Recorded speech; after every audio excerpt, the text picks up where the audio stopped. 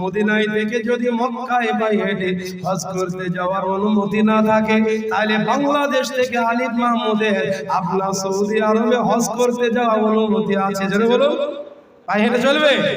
পৃথিবীর এমন অনেক মানুষ আছে যারা এইভাবে মানত করে, আল্লাহকে বলে মাওলা তুমি যদি আমার একটি পুত্র সন্তান দাও, তাহলে আমি তাকে মাদ্রাসায় ভর্তি করিয়ে দেব, তাকে হাফেজকারী মাওলানা মুফতি তাকে বানাবো, দিনের লাইনে তাকে দিয়ে দেব।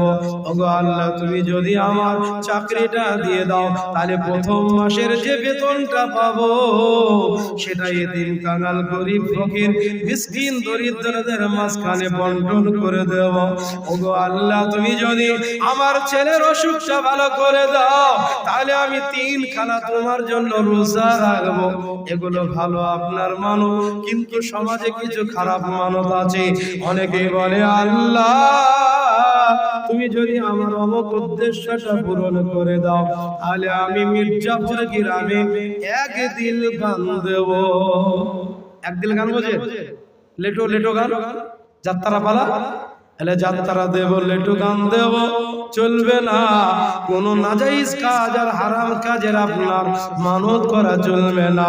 বাবা যেরা মানত আপনার জায়েজ কাজের হতে হবে, বৈধ জিনিসের হতে হবে এবং আল্লাহর নামে হতে হবে। নাজাইজ মানত রাসূল সাল্লাল্লাহু আলাইহি সাল্লাম কখনো সমর্থন করেনি।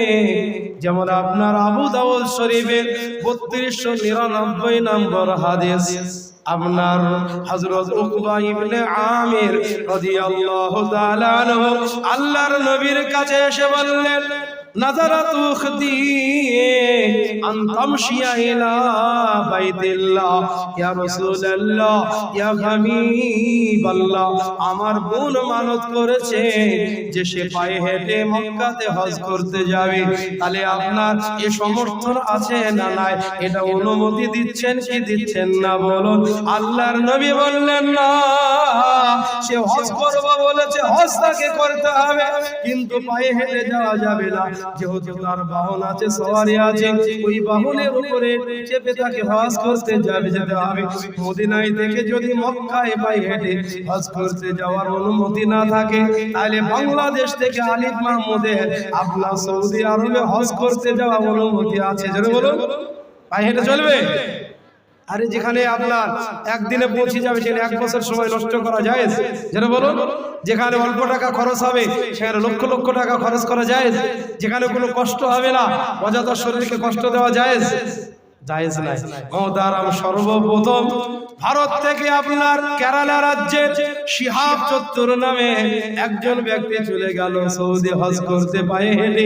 তারপরে বাংলাদেশের আলিফ মাহমুদ, তারপরে ইন্ডিয়ার আর একজন মহিলা, সে আপনার হাটে সামনে থেকে, পিছন দিক থেকে, ডান দিক থেকে, বাম দিক থেকে ইউটিউবার আপনার ক্যামেরা করে কিভাবে হাঁটে, কিভাবে আপনার তার বডি ল্যাঙ্গুয়েজটা চলাফেরা সব কিছু ক্যামেরা বন্দি করে আর ফেসবুকে ছেড়ে দেয়। আপনারা বলেন হজ করতে যাচ্ছে, ওর নেকি হবে না গুনাহ হবে? বস্তা বস্তা গুনাহ, তাই না? ও তো আপনার সবাইকে জিনা করাচ্ছে, হ্যাঁ, রাস্তায় হাঁটাচ্ছে ওইভাবে আপনার স্টাইল করে। দোস্ত বুজুর্গ, চলবে না, এগুলো চলবে না। রাসূল সাল্লাল্লাহু আলাইহি সাল্লাম নিষেধ করেছেন যে না, যে নাজায়েজ গুলো জিনিসের মানত করা চলবে না। যতই সে মানত করুক, সে মানুষটাকে উইথড্র করে নিতে হবে। আপনার আবু দাউদ শরীফের 33 নম্বর হাদিস, আল্লাহর নবী সাল্লাল্লাহু আলাইহি সাল্লাম তিনি আপনার এক জায়গায় খুতবা দিচ্ছেন, খুতবা বক্তৃতা করছেন।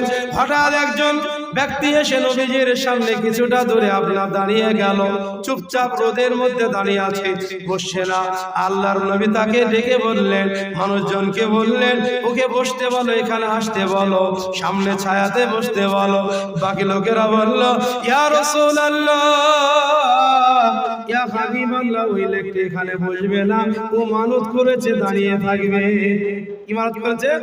দাঁড়িয়ে থাকবে, তাহলে ছায়াতে আসতে বলো, বলে এটাও মানত করেছে যে সে ছায়াতে আসবে না, রোদের মধ্যে দাঁড়িয়ে থাকবে। তারপরে বলছে ঠিক আছে, তাহলে কথা বলতে বলে, বলে না সে কথা বলবে না, এটাও মানত করেছে, দাঁড়িয়ে থাকবে, রোদের মধ্যে দাঁড়িয়ে থাকবে এবং চুপচাপ থাকবে, কারোর সাথে কথা বলবে না। আর 4 নম্বর মানত করেছে এই অবস্থাতে সে সারাদিন রোজা রাখবে। আল্লাহর নবী বললেন 4টি যে মানত করেছে তার মধ্যে 3খানা মানত তার চলবে না, চলবে না। একটা মানত তাকে পুরা করতে হবে, সেটা হলো রোজা, অর্থাৎ রোজাটা আদায় করতে হবে, আর বাকি এই মানতগুলো ত্যাগ করে দিতে হবে।